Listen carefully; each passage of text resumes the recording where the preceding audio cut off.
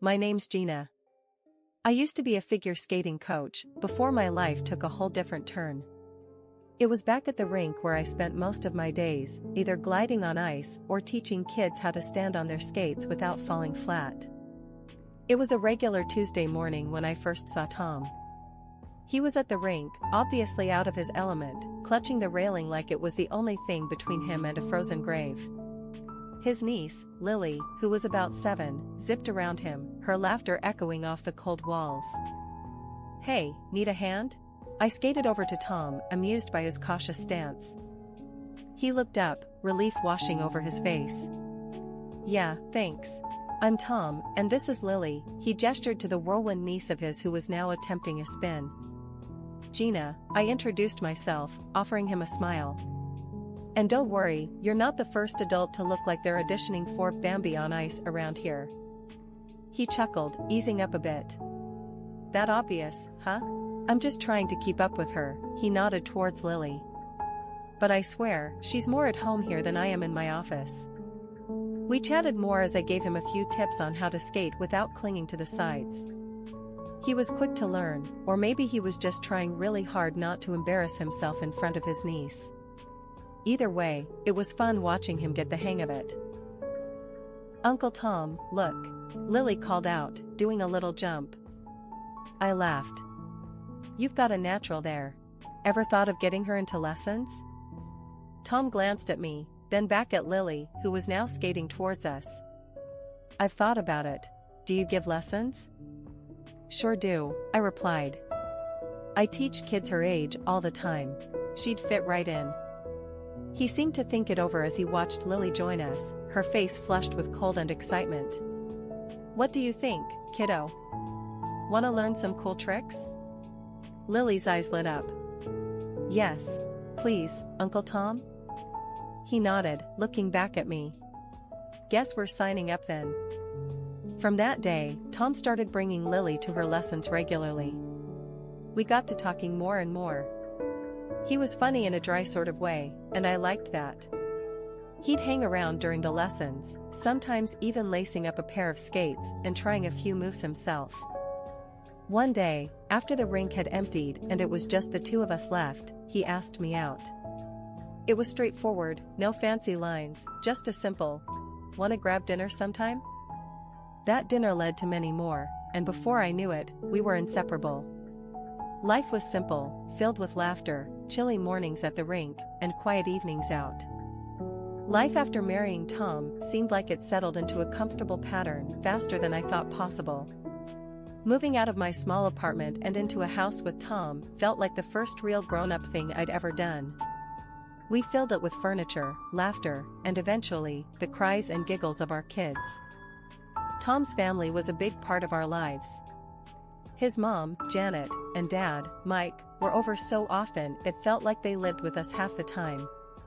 Janet loved to come over and fuss over everything, from the garden to my cooking, which she couldn't praise enough even though I knew I was no master chef. "You've got to teach me how to make this lasagna, Gina," Janet would say nearly every time, her voice loud and filled with genuine enthusiasm as she helped herself to another hefty slice. "It's no secret recipe, Janet. Just followed the instructions on the box and added a pinch of love." I'd joke back, and she'd chuckle, wiping her mouth with a napkin. Tom's sister, Sarah, and her daughter, Lily, were regulars too. Lily was growing so fast, and watching her and my own kids play together brought a sort of peace and happiness that was hard to describe.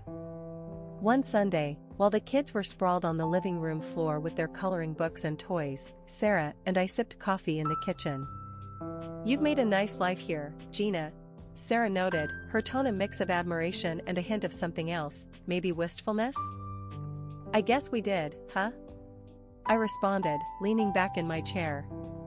"It's noisy, messy, and chaotic, but it's ours." Sarah laughed, her voice echoing slightly in the kitchen. "That's family. Tom's really stepped up, hasn't he? Being a dad suits him." I smiled, thinking about how Tom had indeed taken to fatherhood with a surprising amount of grace. "He's great with them. Still, he's been working so much lately." "Yeah, he mentioned the new project at work. Sounds like a beast, Sarah sympathized, stirring her coffee absent-mindedly. Tom had been staying late at work more often, coming home after the kids were in bed. I understood, his job was demanding, and he was the sole breadwinner now that I had quit working to raise the kids. That night, after the kids were asleep and I was folding laundry, Tom came home. He looked exhausted, his suit rumpled and his hair a mess.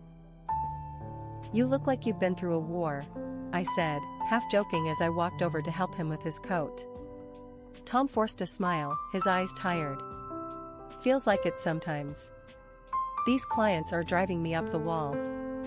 We ate in a comfortable silence, the kind that comes from knowing someone so well that words aren't always necessary. But underneath that comfort, a thread of worry nagged at me. Tom was pulling away, bit by bit, lost in his work. Later, as we lay in bed, I turned to him, the moonlight casting shadows across our room. "You okay? You've been really distant lately. Talk to me." Tom turned to face me, his expression unreadable in the dim light. "I'm just tired, Gina. It's this project. It won't be like this forever, I promise." As sleep claimed me, I hoped that he was right, that work was just a temporary wedge and nothing more. Because deep down, I feared what it might mean if our little bubble of domestic bliss burst. When I found out I was pregnant with our third child, it was a mix of joy and apprehension. I told Tom the news one evening after he'd come home late from work, looking as weary as ever. "Tom, I have something to tell you. I'm pregnant," I said, my voice a mix of excitement and nervousness. He looked up, surprise etching his face before it softened into a smile. "Really? Wow, that's great, Gina," he said, and for a moment, he seemed genuinely happy, the tired lines around his eyes smoothing out. But the smile didn't reach his eyes, and he sank into the chair as if the weight of another responsibility was too much to stand. "It's wonderful news," I continued, trying to gauge his reaction. "But, Tom, I'm gonna need you more at home. With 3 kids, it's gonna be a lot." Tom's face changed then. The brief joy faded as reality hit him. "More at home, Gina? You know my work's crazy right now. How am I supposed to?" "I know, but it's our family, Tom. It's your kids too," I interrupted, feeling a sting of frustration. "I do my part, Gina," he snapped back, his voice raising. "I work all day to provide for us. I need to rest, not come home to more work and screaming kids." I swallowed hard, watching him walk away, feeling more alone than ever. His words hurt, but I tried to shake it off, telling myself he was just stressed.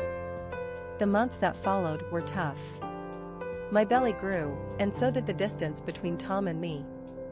He started using work as an excuse to stay away, even more, coming home only to lock himself in his office, or leaving before dawn for so-called business trips. When our third child, Mia, was born, I hoped it might bring us back together, that seeing her tiny face would remind Tom of what was important. But it only seemed to drive him further away. He barely looked at Mia, and when he did, it was with a hollow kind of detachment. "Tom, won't you hold her?" I asked one evening, when he was actually home. I held Mia out to him, her little eyes blinking sleepily. Tom glanced at her, then back at his phone. "I've got to take this call," he said, turning away. It felt like a punch to the gut. I nodded, saying nothing, and turned back to Mia, whispering apologies into her soft hair. Days turned into weeks, and Tom's absences grew longer. When he was home, his irritation flared at the smallest noise, and I felt like I was constantly smoothing things over, keeping the kids quiet, keeping the house calm, all while my own heart was anything but. The day was just about winding down when my phone rang. It was a number I didn't recognize, and hesitating only a moment, I answered it while trying to soothe Mia, who was fussy after her nap. "Mrs. Thompson?" a deep voice inquired on the other end. It sounded formal, serious. "Yes, this is she. How can I help you?" "This is Paul Richards, the director at your husband's company. I'm sorry to disturb you, but we've been trying to reach Tom all day. We urgently need him back at the office." A cold prickle ran down my spine. "Oh, he's on a business trip right now. Won't be back till next week, I responded, my voice steady despite the sudden thump of my heart.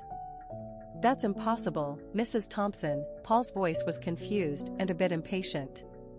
We don't have him down for any business trips. And in fact, he took personal leave saying he needed to help at home with the new baby. My hand tightened around the phone. There must be some mistake. He left for a trip a few days ago. There was a pause on the other end, and then Paul spoke again, his voice softer this time. I see. If you do hear from him, please have him contact me directly. It's urgent. I hung up, the silence in the room now screaming loud. Tom's lies were unraveling faster than I could keep up with. He wasn't on any business trip. He had been lying for who knows how long. The pain of realization was sharp, almost physical. I tried to focus on the rest of the day, but my mind was spinning, my thoughts dark and tangled. When Tom finally came home later that week, acting like nothing was out of the ordinary, I felt sick watching him. He kissed me his forehead and complained about the long flight he'd supposedly just endured. I said nothing about the call from his director. Instead, I watched and waited. The next day, as Tom took a long shower, I noticed his phone lying on the dresser, surprisingly not password protected at this moment. My hand shook as I picked it up and started going through his messages. There, right in front of me, were dozens of texts and photos, not just any photos, but intimate ones with his secretary, a young woman named Marissa. They spoke of meetings when he was supposedly working late and little getaways when he was on his so-called business trips. I felt like I couldn't breathe. My hands automatically worked to forward the messages and photos to my email. I needed proof. After I made sure there were no traces left of what I'd done, I put his phone back exactly where he'd left it. Tom came out of the shower, relaxed and oblivious to the storm raging inside me. He rambled on about his day, complained about being tired, and how he needed a quiet evening. Rough day? I managed to ask, keeping my voice neutral. Yeah, you know how it is. Non-stop action, he replied, collapsing on the sofa and flipping through the channels. I just nodded, feeling numb. After making sure the kids were settled in their beds, I sat at the dining table long after Tom went to bed, staring at the empty chairs around me. My life as I knew it was falling apart. Seeing Tom every day, knowing what I knew, was like swallowing poison. My heart burned with a silent rage, and yet I smiled through it all, keeping my plans close to my chest. I was going to expose his betrayal, his lies, in front of everyone we cared about. My birthday was fast approaching, and it would be the perfect stage for unveiling the truth. I started planning the party with a singular focus. I sent out invitations to all our family and friends, rehearsing my speech late at night when the house was quiet. Tom has been living a lie, I practiced saying to my reflection, my voice steady. And we've all been his audience. Tom seemed oblivious to my inner turmoil. He even helped with the party preparations, suggesting decorations and discussing the menu. His involvement was a cruel irony that wasn't lost on me. The day before my birthday, everything was set. The decorations were up, the food was ordered, and my speech was burned into my mind. That's when Tom dropped his bombshell. I've got to head out to the airport tonight. Urgent business in Chicago that can't wait. I'll be gone for 2 weeks, Tom announced casually over dinner, as if he were merely stepping out for a quick errand. My fork clattered to my plate. What? But my birthday is tomorrow. You can't be serious. Tom didn't meet my eyes. I'm really sorry, Gina. It's this new client, big opportunity. I can't pass it up. I knew better. There was no client, no business trip. It was her, his mistress. That's who he was choosing over me, over us, once again. Right. Work, I said, the word bitter on my tongue. I'll make it up to you, Gina. We'll celebrate when I get back, okay? He smiled at me, but I didn't return his smile. As he walked away, my thoughts raced. This was it, the moment where I could have brought everything crashing down around him. But he was leaving, and my plans for a public confrontation were ruined. I watched from the window as he drove away, my heart a mix of fury and despair.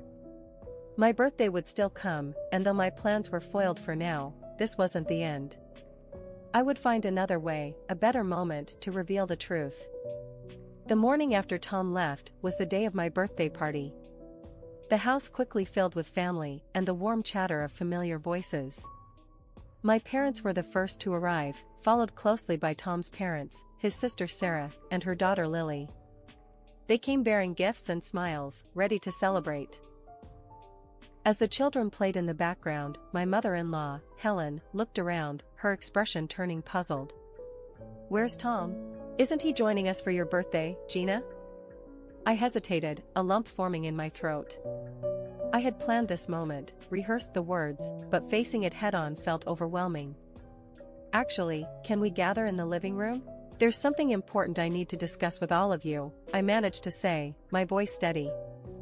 Curious and somewhat concerned, everyone moved to the living room, settling into the sofas and armchairs. I sent Lily to watch over the younger kids, ensuring they were occupied and away from what was about to be an adult conversation. Once everyone was seated, I took a deep breath, holding onto the back of the couch for support. Helen's eyes were fixed on me, filled with worry. "Gina, what's wrong? Where's our son?" I pulled out my phone, opening the gallery where I'd saved the evidence of Tom's infidelity. "There's no easy way to say this, but Tom hasn't been honest with us," I began, my voice clear despite the shaking of my hands. I turned the screen to face them, showing a photo of Tom with his mistress, their intimacy undeniable. A gasp echoed through the room, most audibly from Helen and Mike, Tom's parents. Sarah's hand flew to her mouth, her eyes wide with shock. For years now, Tom has been distant, more involved with her than with his own family, I continued, the words tasting bitter. He told me he was on a business trip yesterday, on the eve of my birthday, but that was a lie. He's with her right now. The silence that followed was heavy, loaded with betrayal and disbelief. Helen's face crumbled, tears welling up in her eyes. Mike's jaw was clenched, his hands balled into fists. Helen reached out across the space between us, taking my hand. "Oh, Gina, how long have you known?" "Only a few days," I admitted. "I found out just before he left. I'm sorry to drop this on all of you like this, but I didn't know what else to do." Mike stood abruptly, pacing a few steps, before turning to face me. "He's my son, but I can't condone this. Not when he's hurt you and the kids like this. What are you planning to do, Gina?" My resolve hardened, fueled by their support. "I'm planning to file for divorce. I can't be with someone who has so little regard for his family." The room was quiet again, everyone processing the bombshell I had just dropped. Then, one by one, they began to express their support. "If that's your decision, you have our full support, Gina. You and the kids are our family too," Mike said firmly, his voice rough with suppressed emotion. Helen squeezed my hand tighter. "Whatever you need, we're here for you. I'm so sorry our son caused you this pain." Sarah came over and hugged me. "We're with you, Gina. All the way. Tom needs to answer for this." I was glad my loved ones supported me, but I voiced a concern that had been gnawing at me ever since I decided on the divorce. "I don't know what I'm going to do next," I admitted to the room. "I can't stay in this house. It's too much. But I've got nowhere to go with the kids." My parents immediately offered to take us in. "You and the kids can come back home," my dad said, his voice steady and reassuring. But before I could respond, my father-in-law stood up.